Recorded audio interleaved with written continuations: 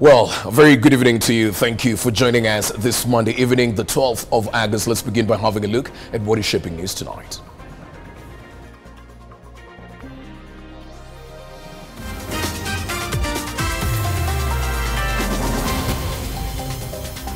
If we cannot integrate our payroll system from the state departments, so anyone who is standing on the way of that reform, please give way. We will reduce tax expenditures and extend the tax amnesty program in the next finance bill. New Treasury CS John Mbadi affirms as he takes over his new office.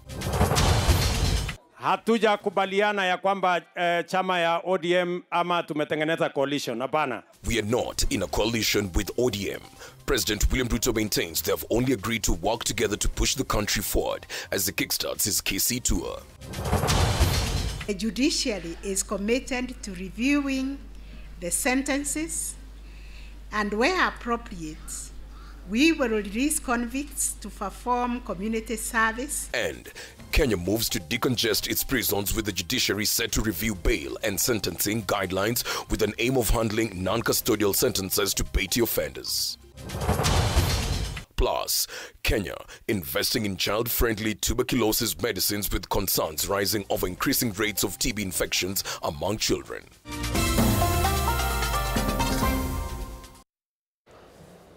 K24 Evening Edition begins right now. I'm Alan Owino. Our sign language interpreter for this session is Walter Asere.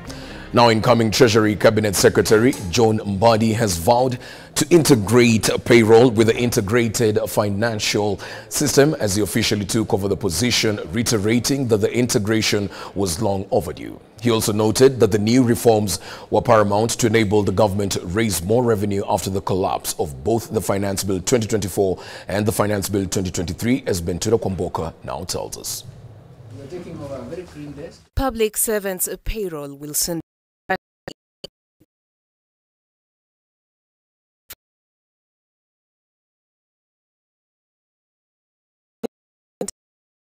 John Mbadi's focus point in bringing reforms in the ministry.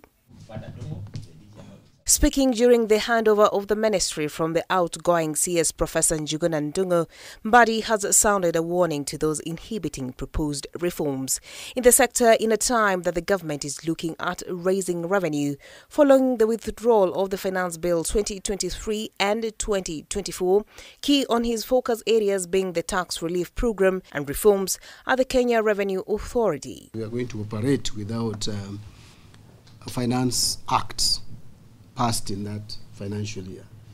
We should have had a Finance Act 2024, which we are all aware was defeated. Now that has come with challenges, but above all, even the Finance Act of 2023 is facing turbulence, and we don't know whether it will land or it will crash. That takes me to cost-cutting measures. Clearly, if we cannot integrate our payroll system from the state departments to IFMIS, which is our parent accounting system, and all the way to KRA, then we don't know what we are doing. So anyone who is standing on the way of that reform, please give way. With all eyes on him to spur economic growth through revenue and alleviating Kenya's high cost of living that has driven citizens to the streets for more than a month now, agitating for accountability and making public Kenya's debt record, the new CS is now eyeing at increasing revenue by 400 billion shillings to bridge the budget deficit. Those reforms must continue, because really if we were collecting 22% at one point, and for a long time 18% of our GDP, and now we have gone down to below 15%. If we could increase our revenue collection to GDP by just even about 3%, I am sure that would give us almost 400 billion shillings additional.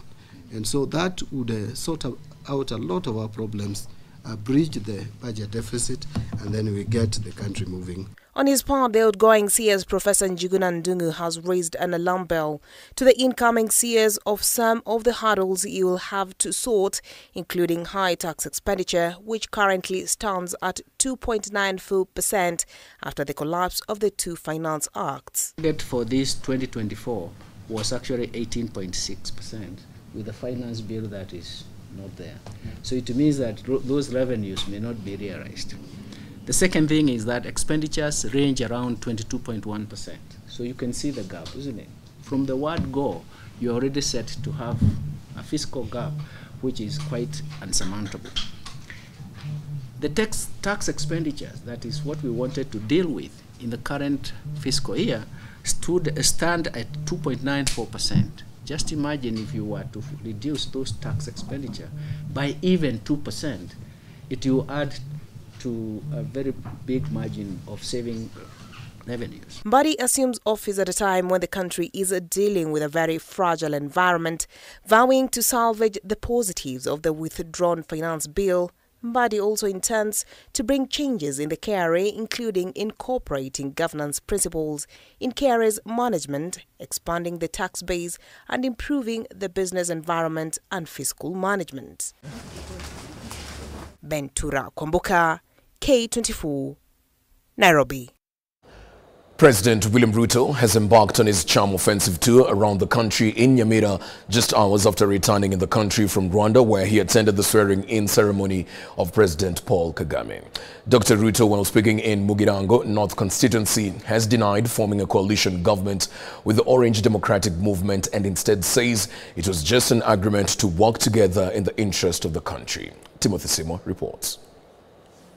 A few hours upon his return from Rwanda, President William Ruto made a landing in Nyamira County. In tow were leaders drawn from the Gusii community and his deputy Rigathi Gachagua.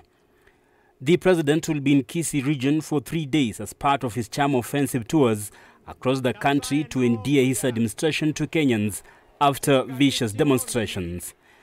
In his address, Dr. Ruto denied forming a coalition government, but then calls his political bromance with the opposition party ODM as a working partnership to help the country move forward in unity. Hatuja kubaliana ya kwamba chama ya ODM ama tumetengeneza coalition. Hapana. Tumekubaliana ya kwamba tutafanya kazi pamoja. Ile kazi ambayo itafaidi wa Kenya wote. Ruto says there's no point of aligning the country along political coalitions. Hakuna haja ya mirengo. Hakuna haja ya ubaguzi. Nimeamua tutengeneze serikali moja ya Wakenya wote. Mimi nawauliza nyinyi watu wa Kisii, munasema tuungane ama tutengane? Munasema tuungane ama tutengane? Wale wanakubali tuungane nione kwa mkono, wala wanasema tuungane. Kisii Governor Simba Arati, who is being fronted for the position of ODM Deputy Party Leader, welcomed the president to ODM, a party he once belonged to, while pointing at the turbulence within the ruling party UDA. ODM, unajua ulikuwa katika ODM?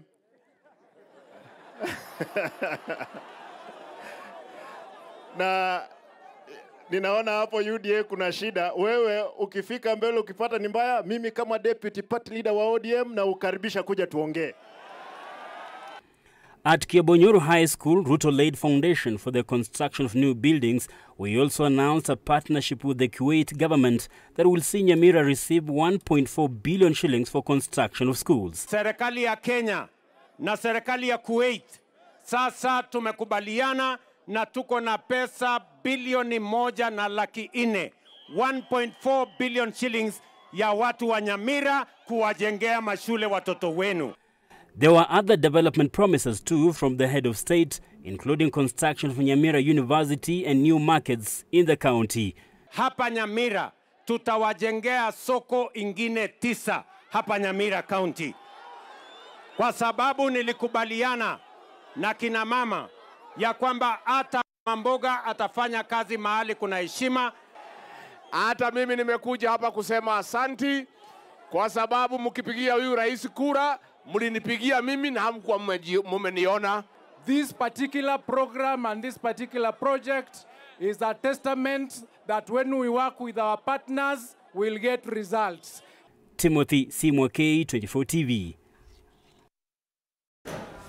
Elsewhere, 52 principal secretaries serving under President William Ruto's government are having sleepless nights as a looming dismissal is in the offing, similar to what ensued with the maiden cabinet, with only a few making it back. K24 TV can authoritatively report tonight that ODM principal Raila Odinga has been awarded 20 slots. However, he is keen to avoid nominated, elected MPs and senators to avert by-elections. As our political affairs reporter Joel Chachanao narrates, the delay to shake up the PSs has been attributed to the new cabinet secretaries being oriented. Less than 2 years since 52 principal secretaries were sworn into President William Ruto's government, their fate now hangs in balance as the axe that brought down the maiden cabinet is now ready for them. Now that the president has worked on the cabinet at the apex level, I think now we come to the technical level, because what has actually been addressed is at the policy level, the leadership level. Now, who are the technical people? If really there are cabinet secretaries who've been told to step aside because they weren't performing, then all of us know that the technical person here was a PS. K24 TV has now established that ODM party leader Raila Odinga has negotiated to get 20 slots when the shakeup occurs, after already having more than 4 cabinet slots in the new cabinet. If, for example, the proposal out there is that we bring the positions, PSS, to probably 40.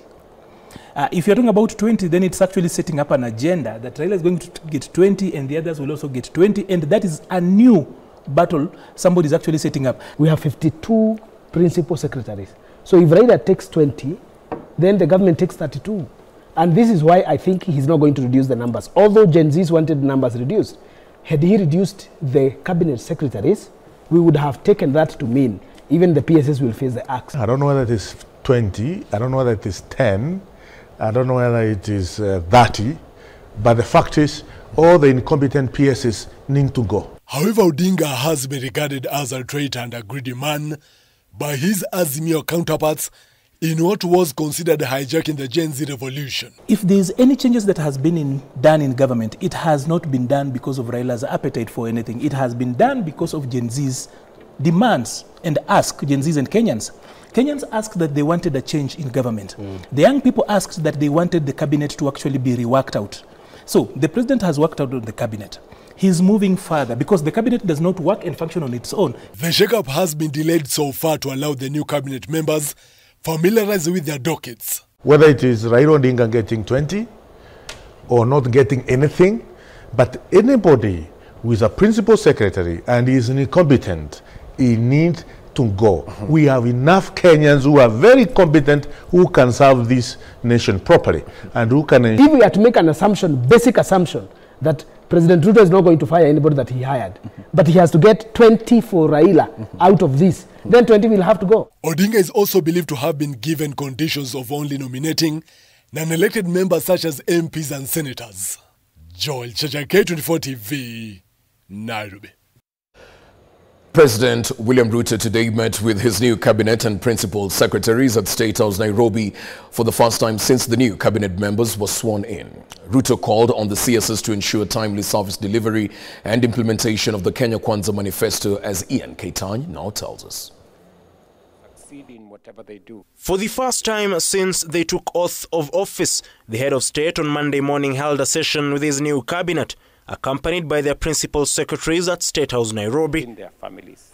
With his administration under immense pressure following the Gen Z-led demonstrations, a move that led to the nomination of 4 senior ODM members into cabinet, President Ruto called on his new appointees to prioritize service delivery. We are one team, and we must work as one team. I listened very carefully when you took your oath of office. And it was about the Republic of Kenya. It was about the people of Kenya. Let us make the people of Kenya our first and only priority. It will make us go very far. The dissolving of the previous cabinet came after weeks of Gen Z protesters calling for the firing of the entire cabinet, citing opulence and disregard of the Kenyan people. The meeting came just a few hours after President Ruto graced the skies for the first time in 2 months. Ruto, widely criticized for globe-trotting, has been forced to stay in the country owing to the tense political situation brought about by the Gen Z demonstrations. Despite letting go of his previous cabinet in just under 2 years into his tenure, President Ruto reappointed 10 of his previous CSs, alongside 4 ODM members who vehemently opposed some of President Ruto's policies, including the Hustler Fund, which is currently under former ODM Deputy Party Leader Wycliffe Oparanya, who is expected to ensure Kenyans who he previously called on to default on payment of the fund do pay back. And finally, Your Excellency, is just to encourage everybody to love one another and to appreciate each other. You know, when I look, I find Hassan Joho in the same cabinet with me, and Opio and I, and John Buddy. I appreciate that Kenya is great, and we must all learn to live with each other because you never know about tomorrow. The 4 who are close allies of former Premier Raila Odinga have, however, vowed to ensure the Kenya Kwanza plan is fully implemented. I am sure my colleagues are ready to work for the people of Kenya. We know the accountabilities to the people of Kenya. We have heard it from you, and you're the one who is carrying the torch of this accountability on our behalf. We will support you. I'm sure I'm speaking for my colleagues. We will support you. You have actually covered in a very short time what we expect. And now even those of us who are new, we are ready to go.